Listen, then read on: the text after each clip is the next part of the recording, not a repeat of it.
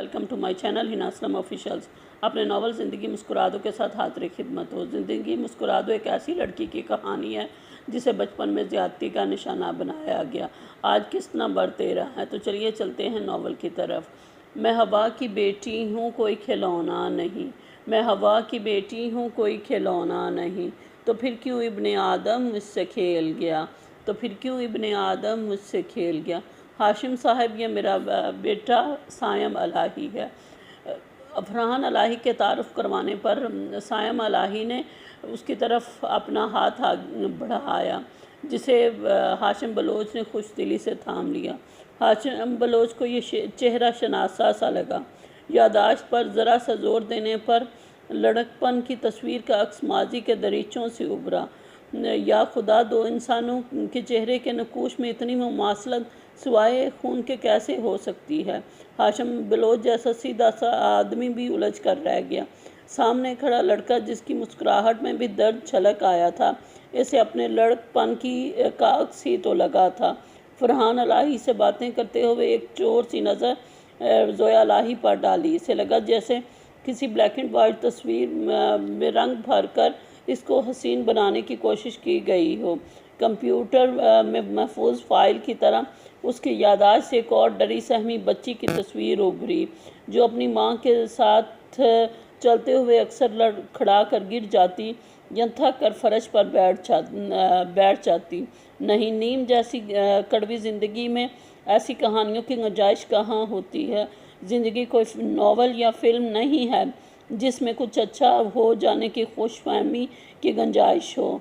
बाहर से पढ़कर आया तो आंखों ने उन्हीं झील जैसी आंखों जिनमें वो डूब चुका था तलाश करने की कोशिश की। इसे यकीन था कि वो डरी सहमी सी बच्ची गांव की अल्लड़ मटियार का रूप धार चुकी होगी, मगर यहाँ तो कुछ और ही कहानी ज़द-ए-आम थी। इसे तो खिलने से पहले ही बुझा दिया गया। जिनका सकीना बख्श को साथ ले जाना इसे यकीन था कि महज अफसाना है, कहानी कुछ और है। हवेली के तालीम याफ्ता मकीनों ने भी इस अफसाने का पर्दा चाक नहीं किया था। कदमों के निशान कहीं हवेली तक न आन पहुँचे। वक्त की धूल इन निशानों को मिटाने में कामयाब ठहरी। हाशिम बलोच के सामने बैठी लड़की के नकूश को वक्त ने निखार तो दिए थे, मगर मिटाने का अख्तियार वक्त के पास नहीं था। ये सकीना बख्श ही है। दिल गुमानों की हदों से निकलकर यकीन की हदों में दाखिल हुआ। चोर सी नज़र ने बेख्तियार ज़ोया अलाही को अपने हसार में लिया। ज़ोया अलाही ने भी इन निगाहों की हिद्दत को महसूस किया, मगर नज़रें चुरा गई। नज़रें चुरा लेने से नज़रों का बार खाली तो नहीं जाता। बेतरतीब धड़कनों ने ज़ोया अलाही से बगावत की ठान ली। नहीं, मैं दिल के हाथों शिकस्त पा नहीं होंगी। ज़ोया अलाही ने अपने अज़म को दोहराया। इन नफ़रतों का सामना मैं नहीं कर सकती जो मेरे माजी को जानकर हाशिम बलोच के दिल में उभरेंगी। दिल ने बेख्तियार ख्वाहिश की कि सामने बैठी हुई लड़की सकीना बख्श से ज़ोया अलाही बनने की कहानी को दोहराए, मगर न कहना आसान था और न सुनना। तजस्सुस हद से बड़ा। सवालों की बुछाड़ थी, मगर जवाब किससे मांगता। इस तरह बढ़ता गया। तलाश करने से तो खुदा भी मिल जाता है, तो फिर सवालों के जवाब क्यों नहीं। मुझे हर हाल में इन सवालों के जवाब ढूंढने हैं। तकरीब के इख्तिताम पर घर वापसी पर वो अपने अज़्म को दोहरा रहा था। हाशिम बलोच और सायम अलाही के नकूश के मुशबहत ने फरहान अलाही को भी उलझा कर रख दिया। वो तीनों जब घर वापस आए तो मॉम अपने कमरे में थी, शायद सो गई थी। वो तीनों भी चुपचाप अपने अपने कमरों में चले गए।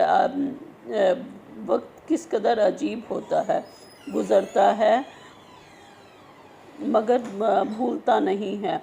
बेड पर चित लेटी दिलशाद बेगम का दिल अजीब सी ख्वाहिश करने लगा था, काश ज़िंदगी को रिवर्स गियर लग जाए, मगर ख्वाहिश तो न जाने कब से हसरतों का लबादा उड़ चुकी थी। वक्त का पलट जाना मुश्किल ही नहीं, नामुमकिन था, मगर हादसे में महफूज दिलसोज माजी वक्त की तरह आगे नहीं बढ़ सका था। ماضی حال پر غالب ہوا۔ دلشاد بیگم کو گمان ہوا کہ شاید وقت نے بھی پیچھے مڑ کر پلٹنا سیکھ لیا ہے۔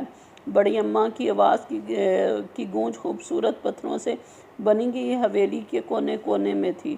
وہ اپنی روبدار آواز میں جب بولتی تو پرندے بھی ڈر کر یا تو اڑ جاتے یا اپنے اپنے گھونسلوں میں سہم کر بیٹھ جاتے۔ گھر کے مکینوں اور پکروں میں اتنی تاب نہیں تھی کہ ان کی کسی بات سے اختلاف کرتے۔ احمد الائی اور محمود الائی نے یہ گھر بڑے شوق سے بنوایا تھا۔ باپ کا چلتا ہوا کاروبار انہیں ورثے میں ملا تھا، اور اس کے علاوہ سینکڑوں ایکڑ زمینیں بھی۔ ابا دونوں بہنوں کو بیاہ لائے۔ بڑے بیٹے احمد کو خدا نے 2 بیٹے عطا کیے، جبکہ محمود الائی کو شادی کے 7 سال بعد بیٹی جیسی رحمت عطا کی۔ ساری حویلیوں پر خوشیوں کا راج تھا۔ حسین الائی اور حسن الائی میں گڑیا کو پہلے اٹھانے میں زبردست معرکہ ہوتا، جسے بڑی اماں بڑی مشکل سے ختم کرواتی۔ بڑی اماں نے پیار سے دلشاد بیگم نام دیا۔ دلشاد بیگم میں تو شاید ان کی جان بستی تھی۔ 2 منٹ نظروں سے اوجھل ہوتی تو ان کی جان پر بن آتی، اپنے سامنے دیکھ کر ہی سانس آتی۔ دلشاد بیگم 4 سال کی ہوئی تو بڑی اماں نے انہیں اسکول داخل کروانے کی ضد پکڑ لی۔ زلیخا بیگم شریف گھرانے کی لڑکیاں اسکول نہیں جاتی، قرآن پاک پڑھ لے گی، اردو لکھنا پڑھنا سیکھ لے گی تو یہ کافی، بس رہنے دیں۔ اب وہ زمانہ کہاں رہا کہ لڑکیاں بکل میں چھپ کر زندگی گزار دیں۔ دور بدل رہا ہے اور تعلیم پر تو ہمارے مذہب نے بھی بہت زور دیا ہے، اور عورت کی تعلیم تو اور بھی زیادہ ضروری ہے۔ آخر کو بچوں کی تربیت عورت کے ذمے ہی تو ہے۔ ان کی دلیلوں کے سامنے بڑے ابا اور چھوٹے ابا کو قائل ہونا ہی پڑا۔ دلشاد بیگم بھی حسین الائی اور حسن الائی کی طرح اسکول جانے لگی۔ اسے پڑھانے کی ڈیوٹی حسین الائی کی تھی۔ حسین الائی بڑا ہونے اور استاد ہونے کے ناطے دلشاد بیگم پر خوب رعب جماتے، اور وہ ان کے رعب تلے دبتی ہی چلی گئی۔ حسین الائی جتنے سنجیدہ مزاج، حسن الائی اتنے ہی لاپرواہ اور بے فکر۔ آج کے لیے اتنا ہی۔ اب ملتے ہیں اگلی قسط میں۔ اگر آپ کو میرا ناول پسند آئے تو لائک کریں، میرے چینل کو سبسکرائب کریں اور ویڈیو کو شیئر کرنا نہ بھولیے گا۔ شکریہ۔